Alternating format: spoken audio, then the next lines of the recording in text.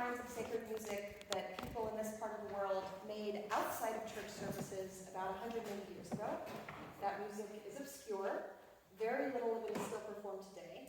But I hope to demonstrate how it paved the way to gospel, a style of music that probably is familiar.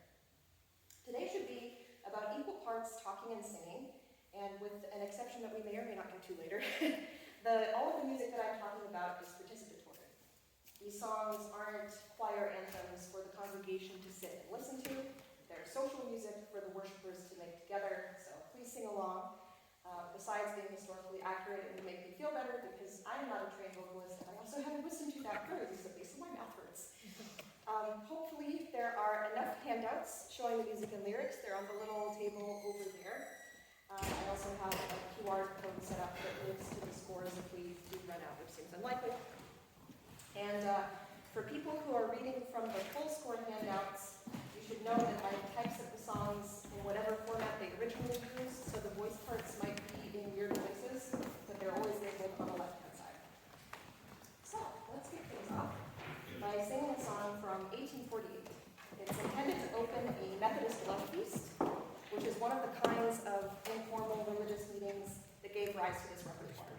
It should be easy for us to sing together because it's a familiar tune, and it is a familiar tune for reasons that have a lot to do with the roots of gospel. So let's sing Love Feast.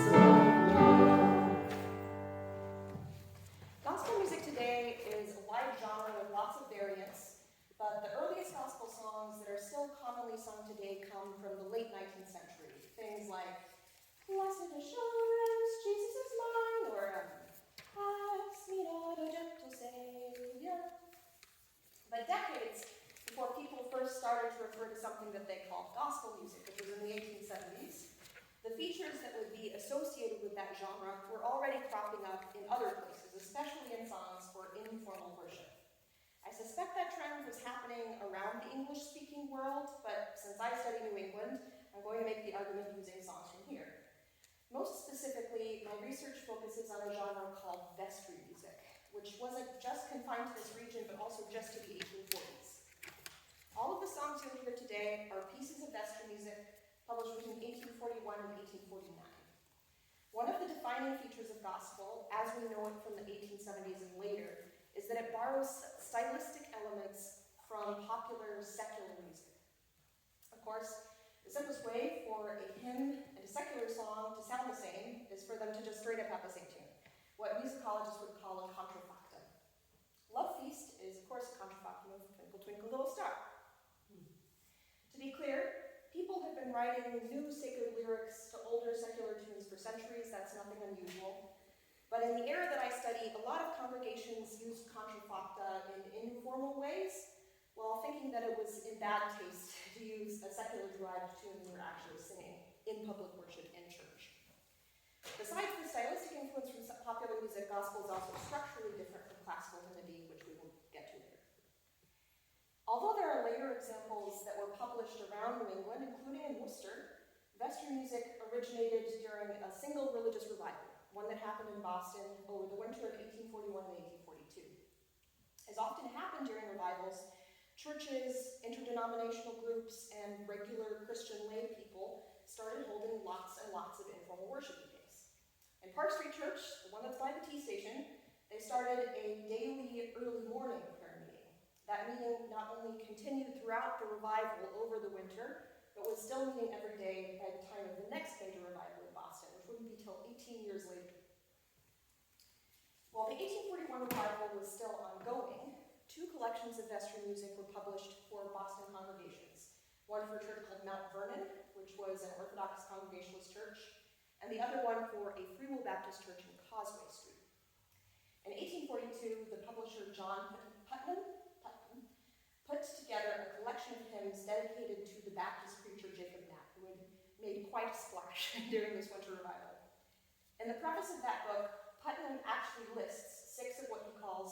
the popular and favorite hymns as they were originally sung at the meetings of the Reverend Mr. Knapp in this city.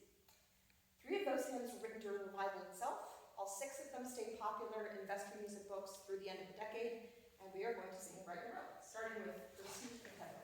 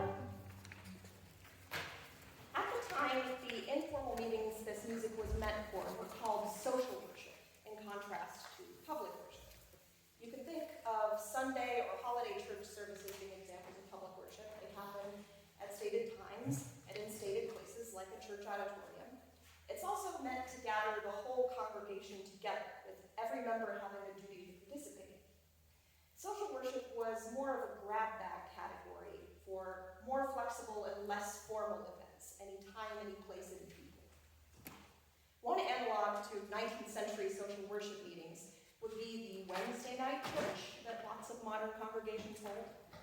But I shouldn't imply that social worship necessarily happened on a regular schedule or was organized by an individual church. Even just a household praying around the dinner table could be conceived of as a form of social worship. Whereas public worship focused on praise, doctrinal preaching, and sacramental life, social worship instead focused on prayer, testimony, and exhortation. Lay people were extremely important leaders. I want to read you a pretty lengthy account of a vestry meeting given by a missionary who was stationed in South Boston in 1843. So the missionary writes, "I accosted a sailor in the street last evening as I was on my way to a neighboring church conference prayer meeting. I said, 'Come, Jack, will you go with me to a prayer meeting hard by?' He sprung forward to me with such eagerness as almost frightened me, exclaiming, 'That is the very place I was looking for.' But being a stranger in the city, I knew not where to find it. We soon entered the meeting together. It was in the lecture room of one of our largest churches. The meeting was rather dull and cold in its commencement. It was soon relieved, however, from dullness and formality, for as the good deacon or elder was rather slow in selecting a hymn for singing, the sailor, though sitting near the remotest end of the conference room, struck up a beautiful spiritual hymn, which he sang in an excellent tune with a fine voice. After this, the deacon not proceeding immediately, the sailor arose and told his experience and knelt down and prayed with them all. The whole was done in such an unembarrassed way, and yet so modestly and meekly, though he made no apology for what, to some, might have appeared rather an interruption, that it could hardly be doubted that it was heaven-directed.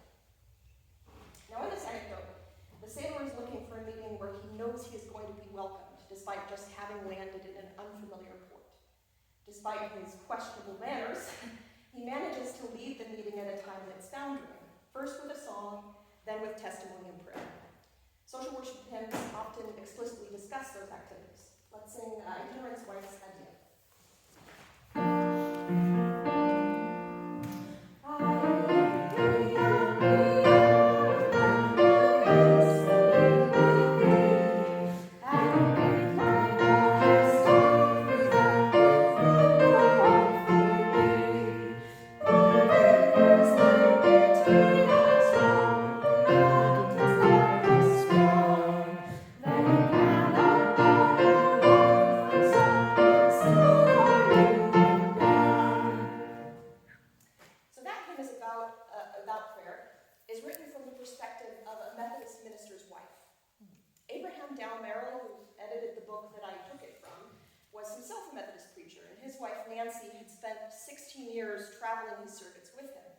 But by the time that Abraham wrote this tune in the mid-1840s, her health had broken and they were mostly living apart.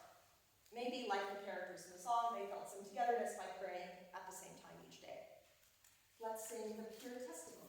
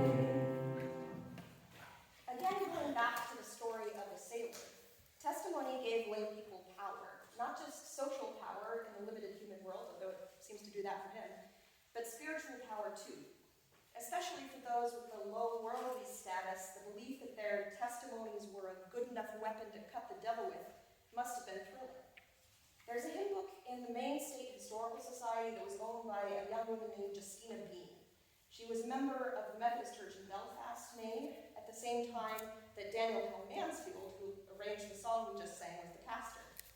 Bean wrote the names of her church friends next to their favorite hymns, and the one we just sang is one of two that she mentions Brother Mansfield liking. Let's sing Dead.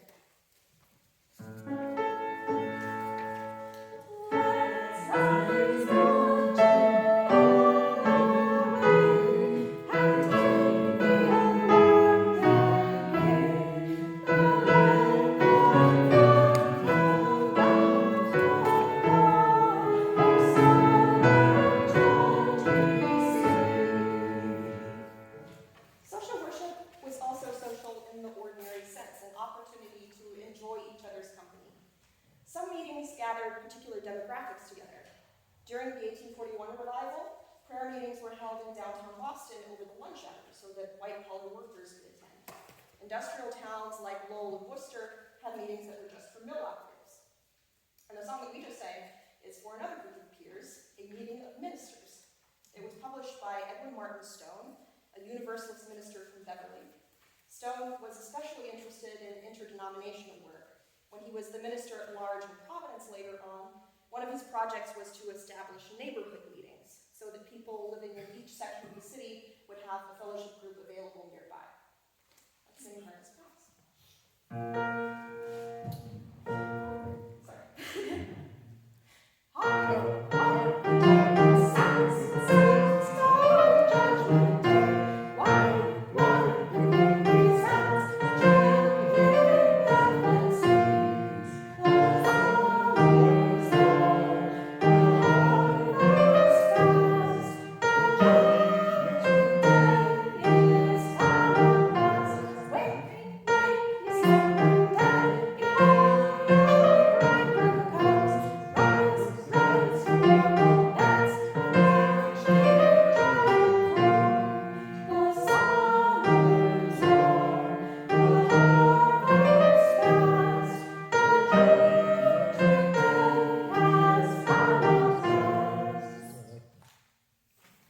This song is in the form of an exhortation, yet another activity associated with social worship, but uncommon in public worship. An exhortation is a little like a sermon, but instead of elaborating on a particular passage of scripture, it urges the listeners to some kind of practical action. You didn't need to be licensed or ordained to exhort, at least in most denominations. In fact, while Abraham and Nancy Merrill, who I mentioned before, were ministering in Rockingham, New Hampshire, a revival was sparked by a 9-year-old girl exhorting her classmates during school recess. I also wanted to include Harvest Past because it shows the influence of Adventism, the belief that Christ's second coming was imminent. In the 1840s, Adventism was still mostly a theological strand within older denominations. And although the song we just sang appeared in a Free Will Baptist book, it still has Adventist ideas.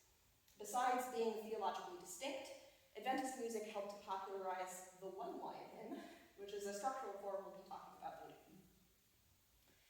Now I want to discuss topics that appear in social worship music but which were uncommon in public worship. Church hymns are usually worship in a strict sense, addressed to God from the whole body of believers. Social worship hymns don't need to focus on praise in that way. Instead, they might encourage, advise, or simply describe the experience of being a Christian. I want to read a pair of hymns to illustrate the shifted perspective. They're both hymns about God's power and man's depravity, both from the 18th century dissenting tradition. Lowell Mason, who was a Congregationalist church musician in Boston, anthologized both of them in the 1840s. I'm going to read without music so you can listen carefully. Here's one that Mason put in a church hymn. Great God, how infinite art thou, what worthless worms are we. Let all the race of creatures bow and pay their praise to thee. Then here's one that Mason included in his vestry music collection. I was a groveling creature once and basely cleaved to earth. I wanted spirit to renounce the clod that gave me birth. But God has breathed upon a worm and sent me from above such wings as clothe an angel's form, the wings of joy and love. Although the topic is the same and the language is very similar, the realization of these two hymns is different. The social worship hymn is in the first person singular, although it expresses gratitude towards God. That isn't the focus. Instead, it mostly describes how the speaker feels before and after regeneration. Let's sing Faithful Sinner.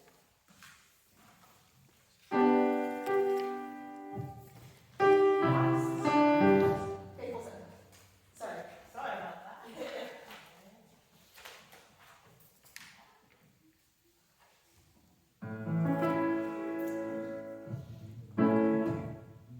We ask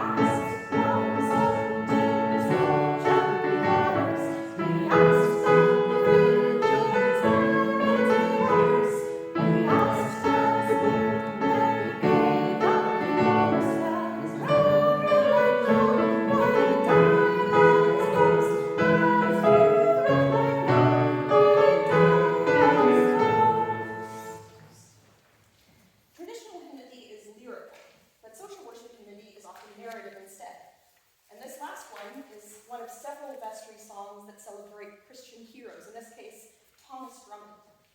A Methodist conference had sent Drummond to St. Louis to serve as a missionary, but then ordered him to flee the city in 1835 during a major cholera epidemic. Drummond disobeyed, organized a makeshift hospital, and sent a defiant message back to his superiors, "Tell my brethren at the Pittsburgh conference that I died at my post." Let's sing Drew Tyler's Life.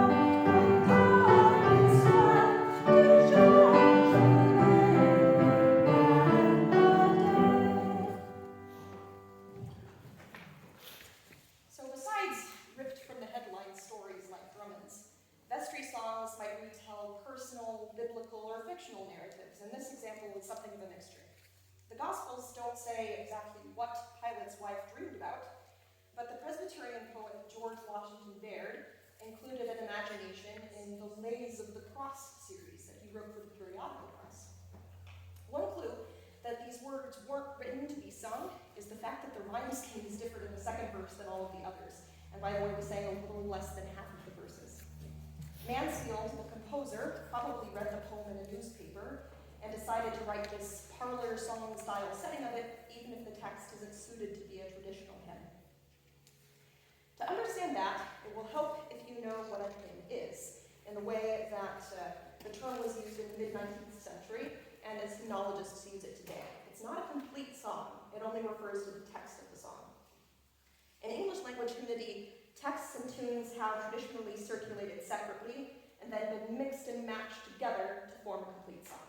I'm going to pass around some books as examples of how the system worked. The first one is a hymnal that was printed just over the way in Sutton in 1808. It doesn't have any notated music or even the names of hymn tunes. Instead, each hymn has a designation like common meter or short meter. Those terms are nicknames for patterns of accented and unaccented syllables. So for example, long meter would be 4 iambic lines with 8 syllables each. English hymnody traditionally uses only a very few different patterns, so that there are lots and lots of text written in long meter and lots of tunes that would fit that same pattern. To sing through that entire book, which is like about 450 pages, cover to cover, you'd only have to know 7 tunes, and honestly, you can mostly just get away with 3. So a hymnal is a collection of hymns, which is to say texts. That's it. The equivalent for tunes is called a tune book. This one was published in Boston in the 1850s. Now, like today, most people who sang hymns back then learned the tunes by ear. Not only is music reading a specialized skill, but printing music was also technical and really expensive. cost as much as 20 times more than a hymnal. But if you oversaw the music at your church, if you were the member of a choir or a social singing club, or if you were learning to read music for the first time, you might use one of those tune books. The hymn tunes have an abbreviation after the title that indicates what meter it can fit. So it might say like LM for long meter. Although there are texts underneath the tunes, they give maybe 3 verses at most. And if you wanted to perform a full hymn, you would either have to have it memorized or look up the rest of the verses from the hymnal. And of course, you could also just take that long meter tune and use it to sing any long meter hymn that you like, regardless of what was printed in the book. Most of the vestry music collections, the books that we're singing from today, were neither hymnals nor tune books, they were songsters. Songsters didn't have written music, but sometimes did. The ones that don't have music, even smaller than this, like down to about 12 or 16 pages long. And then I also have one that does have music. Although the songster that has music kind of looks like a trunk and tune book, it still has that oblong format. There are very important differences. So first, almost all of the hymns that are in it are printed completely. If there's not enough space to put all of the verses underneath the music, then they just appear alongside it or on a later page. Secondly, a lot of the tunes either don't have meter designations or they have really funky ones, like 8s and 4s or 5s and 6s. These songsters with music are the closest ancestor of the hymnals that we're familiar with today. I would presume, I haven't looked at the one that's in the pews, but I guess that's what we're talking about, where there's exactly one hymn for every, or exactly one tune for every text. In fact, that format emerged in the middle 1850s, pretty shortly after the time period that we're discussing. Let's sing No Troubles to Sing. No troubles to sing.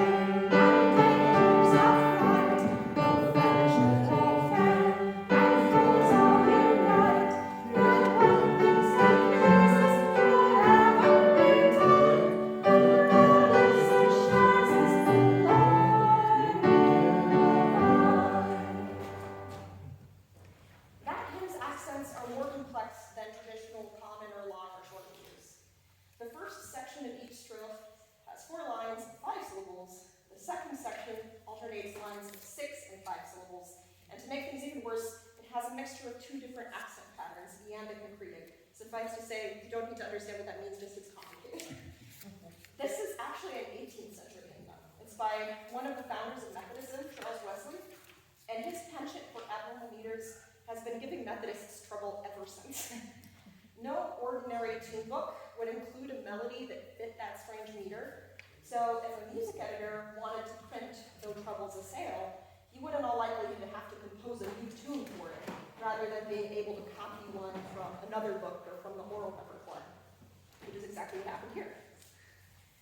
Titles help identify when a tune was composed to fit one text instead of many. Traditional tune names usually have nothing to do with the lyrics they're paired with. After all, Dedham, which is one that we sang earlier, is the one for the meeting of ministers. That could be matched with maybe hundreds of different common meter tune texts. But many of the vestry songs have tune titles, or maybe I should just say like song names, that derive from the text, like that one we just sang, and like the next one, which is All Hail the Blessed Morning.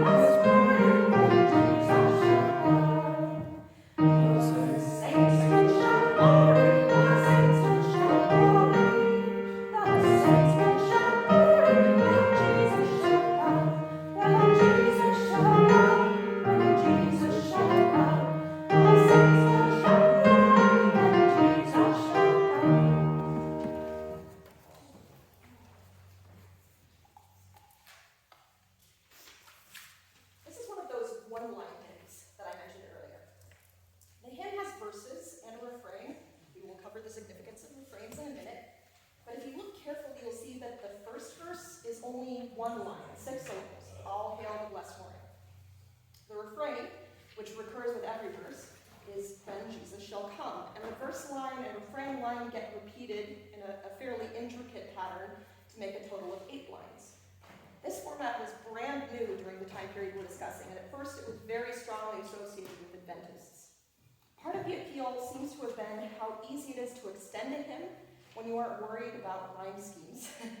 This particular example has 8 verses in the book that I took it from, and a verse might be, "The angels will hail us," or "Our tears will be ended."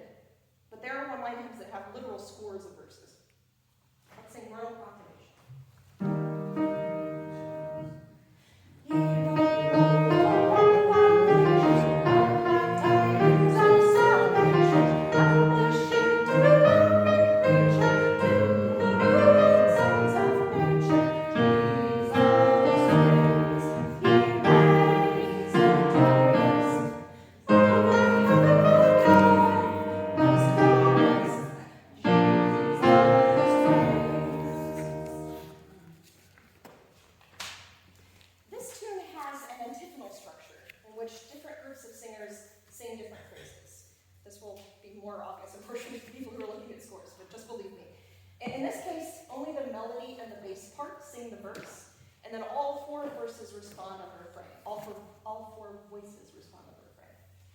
It's actually more common in vestry music for antiphony to be between the full choir and the solo voice, which is what you heard earlier in Canaan, the "Together let us sweet," that one. I picked this one because it's closer to the style of antiphony that would become very popular in gospel music, where you have 2 voice parts alternating with the other 2. So like, "In the sweet by and by, by and by."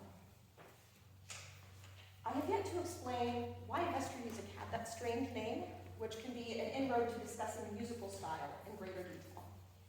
Vestry music was named for vestry meetings, the kind of social worship meeting in which it was sung, and vestry meetings were named for vestries, the places in which they were held.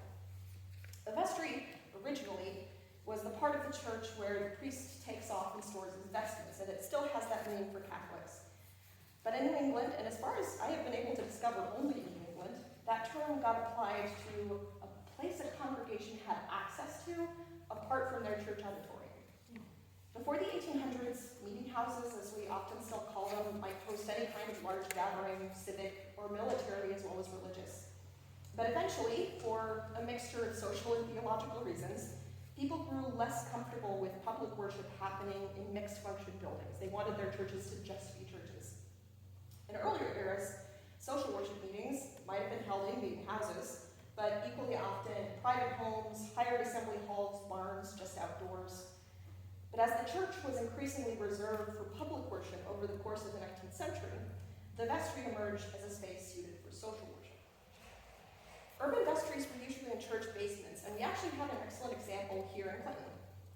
What is now the yellow Spanish Seventh-day Adventist church that's next to the town hall was built as a 1-story Unitarian church in 1853.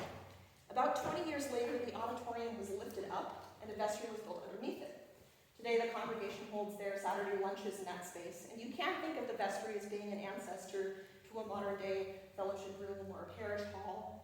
And although those terms have largely taken over, there are still congregations scattered around New England that have a building or a room that they call a vestry. If anybody has heard the term used that way, I would be interested to know.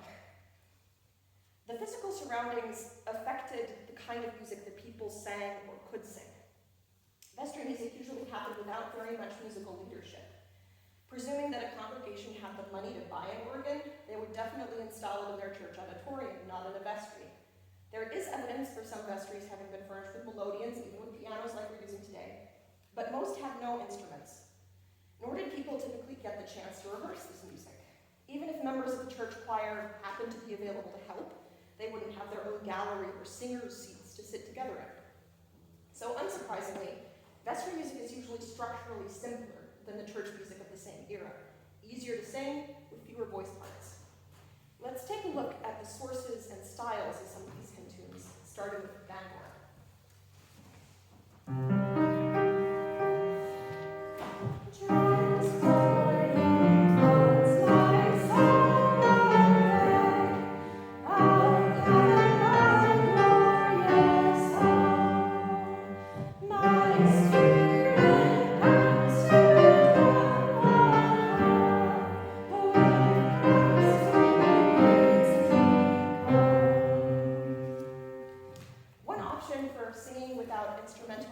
support was to pick an especially well-known tune.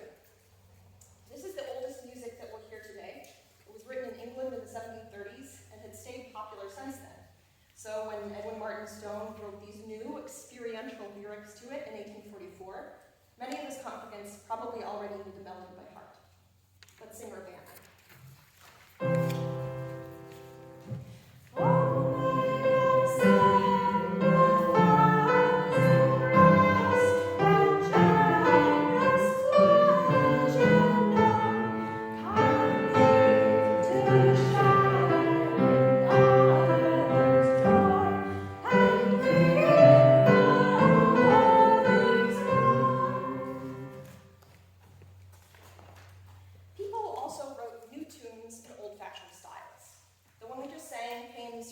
Comes from an 1841 vestry singing book, as it's titled, which mostly anthologizes music that was already between 50 and 100 years old at the time. That particular tune was written in 1841, but in an old style and by an old composer, Oliver Holden. Holden had been a music teacher in Charlestown back in the 1790s. The last piece that he published on his own was a memorial service for George Washington in 1800. But the editors of Vestry Singing Book had Holden, who was by that point well into his 70s, write several new tunes in his typical style for their book. Let's sing first.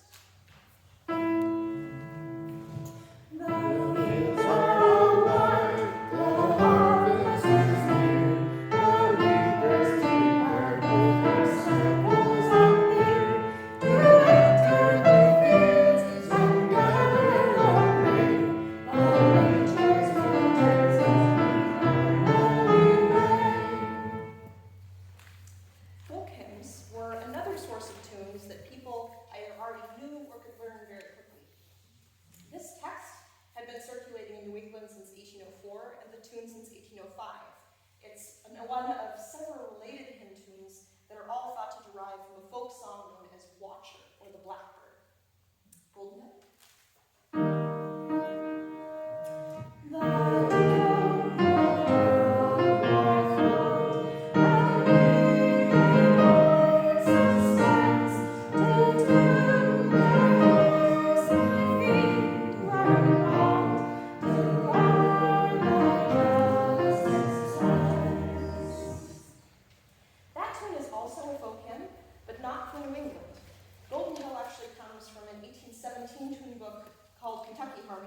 Which is somewhat confusingly from Virginia.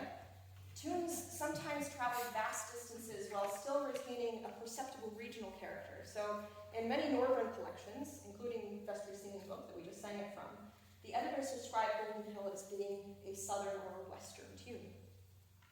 Good Shepherd?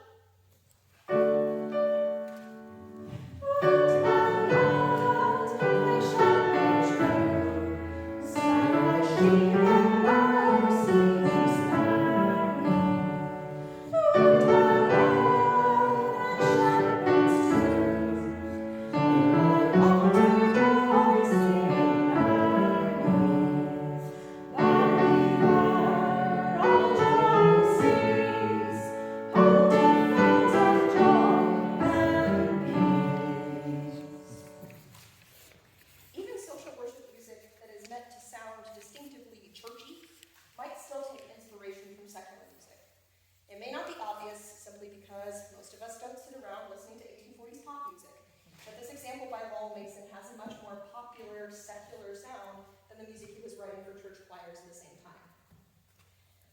How are the shape singers doing? Will you come up here? Jana? So we have a secret song that's just in our handout. Oh. It's Oceans. Is that the one that doesn't have? Yeah. Okay. I was like, ooh. So now we're going to talk about exceptions to the rule about simplicity.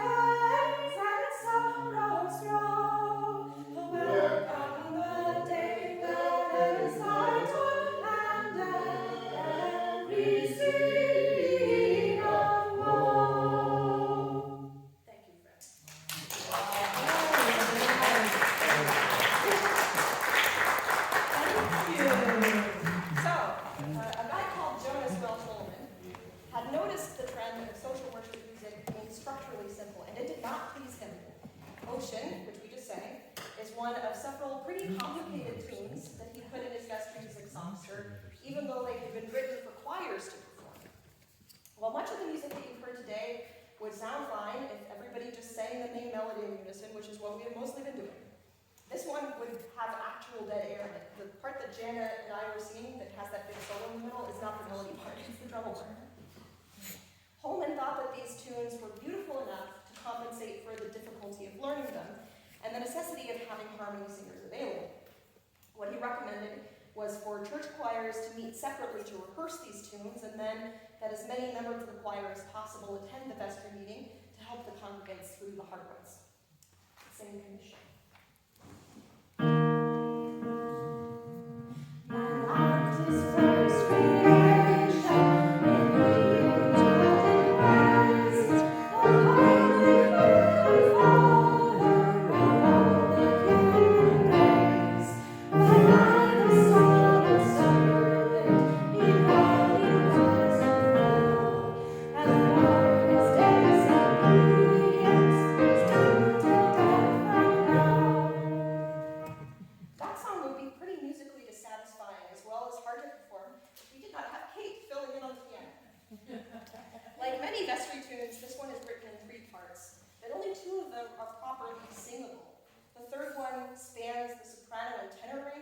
Jumps all around. Although it's not explicitly notated this way, I strongly suspect that it was meant to be played on a keyboard. Whereas that part would be very challenging as a singer, it's reasonably comfortable to finger along with the melody in the right hand of the piano. In the last section, let's talk about refrains. Almost all gospel songs have refrains, which is when not just the same music, but also portions of the same text get repeated along with every successive verse of the hymn. Firm foundation.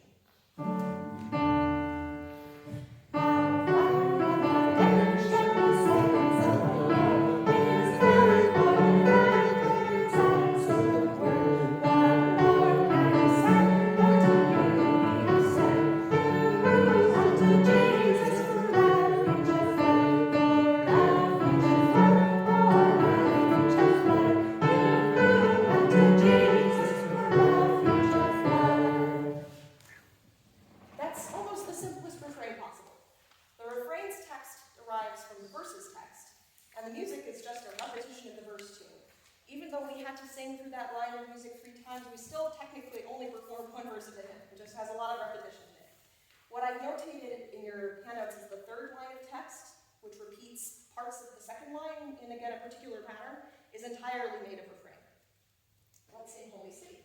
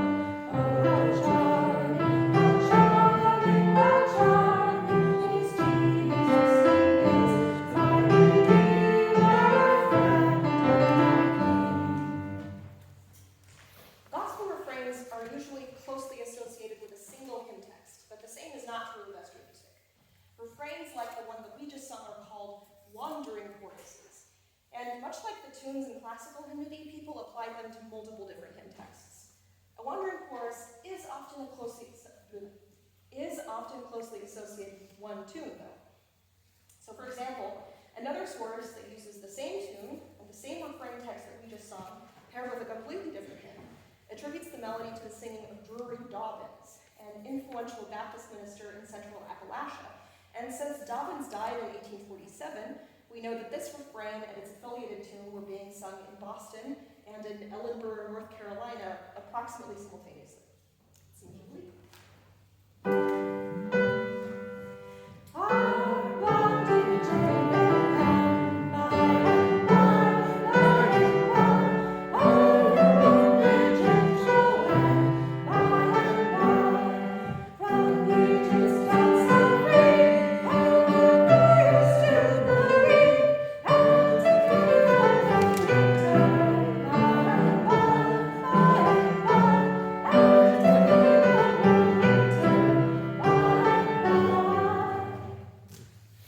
In this example, the refrain text, that by and by part, gets interspersed with lines of verse text. You heard the same structure, what's called an interlinear refrain, in the one-line Venice hymn that we looked at earlier. Like these examples, most other songs that use interlinear refrains have a very high degree of integration between the tune and the text, which again is a characteristic of gospel. After all, if the hymn did not already have a funky meter, inserting lines from refrain into it would probably force it to be funky. Let's sing the most country gospel-y song of the afternoon, There's Danger in Delay.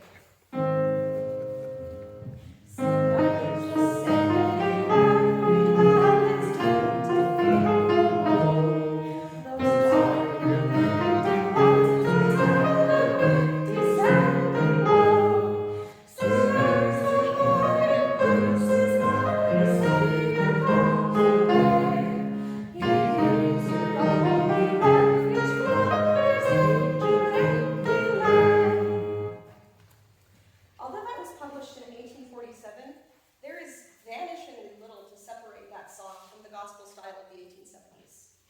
It's an exhortation addressed to the Christian, not to God. It doesn't use a traditional hymn meter. The tune was written specifically to match the hymn. It takes its title from a part of the hymn. The tune could be mistaken pretty easily for a middle-brow secular song. And it has a refrain, which I very, very dumbly forgot to mark on the handouts, but it starts with sinners, the hiding places. That's the refrain. The refrain and the verse text are related to each other both musically and semantically, so that the whole song gives a coherent message rather than being assembled from bits and pieces. And what's more, there was a direct collaboration between the lyricist, William Hunter, and the composer, Samuel Wakefield. Both of them were based in the Midwest, and they often worked on songs together. In fact, I've only noticed one feature that connects this song to classical hymnody while separating it from the mature gospel style, which is that even though the hymn and tune have a stable relationship, the arrangement of the tune is much more slippery. Even though Wakefield's original version had only been in print for a couple of years at the time, the version that we sang was separately rearranged, and it's really quite different, by Abraham Downbarrel in Springfield, Mass. That concludes what I had hoped to cover.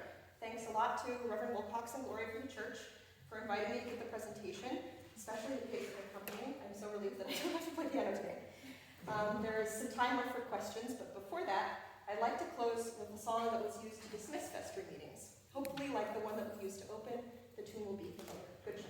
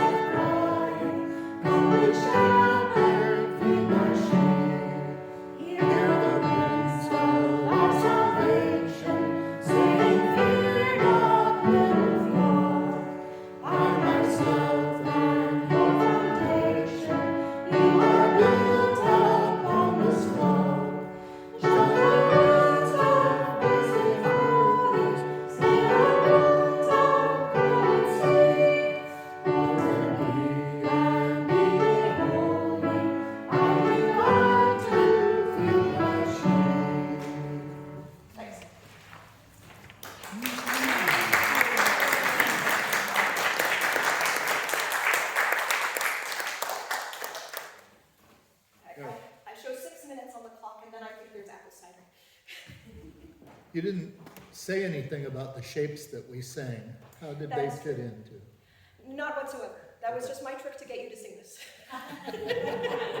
Yeah, so people actually, when you applauded the first time after we come up and sang, we hadn't sung any words yet, we just sung the syllables, like there were the type of syllables to get ourselves oriented.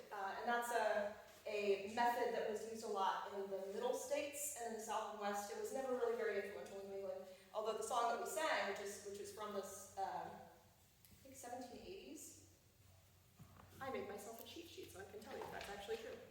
The song was published in New England, but that shape note singing methodology does not directly overlap with the kind of repertoire that I'm talking about, just for geographical reasons. 1787.